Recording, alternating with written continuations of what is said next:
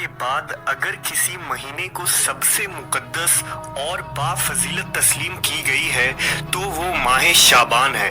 इस बाबरकत महीने के निस्फ रात को एक अजीम मकाम हासिल है, जिस रात तकदीर के बड़े बड़े फैसले किए जाते हैं और तमाम मखलूक़ात के मामलात, उम्र, रिज़्क और मौतो हयात तजवीज़ की जाती है।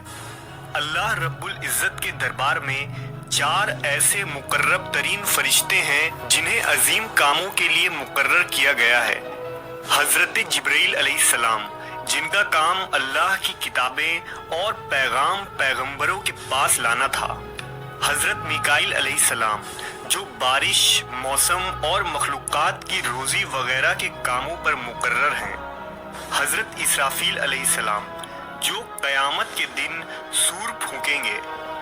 और मलकुल मौत यानी इज़राइल अलैहिस्सलाम, जो मखलूक़ात की जान निकालने पर मुकर्रर हैं।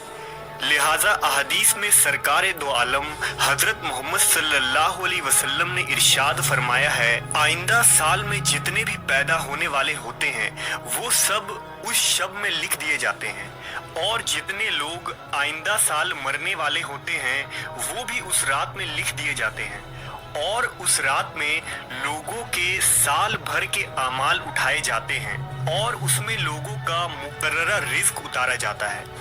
रिवायतों में आता है कि शाबान की 15वीं रात में अल्लाह मलकुल मौत को एक फहरिस्त देकर हुक्म फरमाता है कि जिन जिन लोगों के नाम इसमें लिखे हैं उनकी रूहों को आइंदा साल मुकर्ररा वक्तों पर कब्ज करना।